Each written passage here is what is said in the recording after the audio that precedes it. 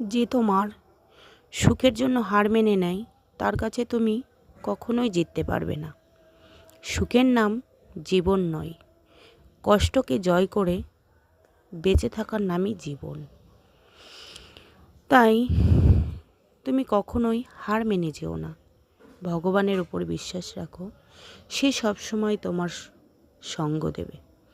ভগবানকে বিশ্বাস করে তোমার মনের কথাগুলো তার কাছে বলো, দেখবে অবশ্যই তোমার কথাগুলো সে মনে রাখবে এবং তার ফলস্বরূপ তুমি কিছু পাবে।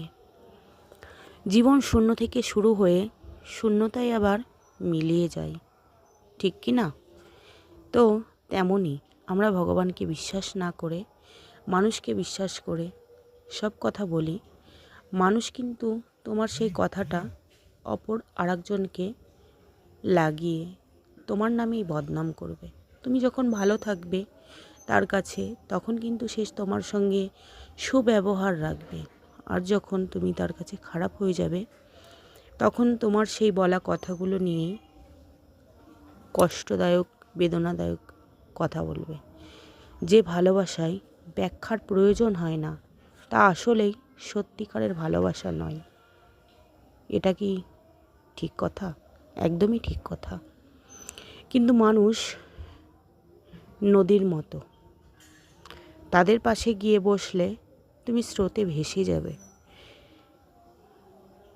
আর শৈশবগুলো তোমার যদি হারিয়ে যায়, সেই শৈশবের স্মৃতিগুলো তুমি আজও মনে আছে, কিন্তু সেই দিনগুলো আর তুমি ফিরে পাবে না, সেগুলো তোমার জীবন থেকে হারিয়ে গেছে।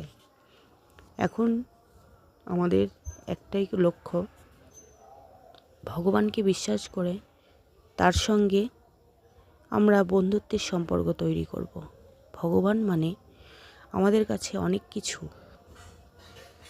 ভগবান মানে আমাদের কাছে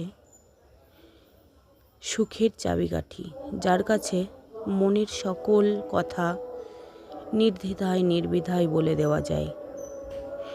বন্ধুত্ব কখনো হারায় না, হারিয়ে যায় সেই মানুষটা যে বন্ধুত্বের মূল্য দিতে না পারে।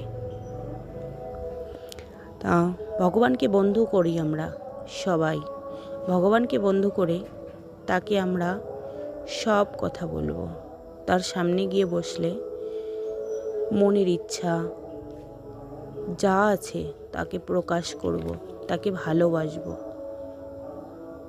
থ্যাংক ইউ বন্ধুরা। ভিডিও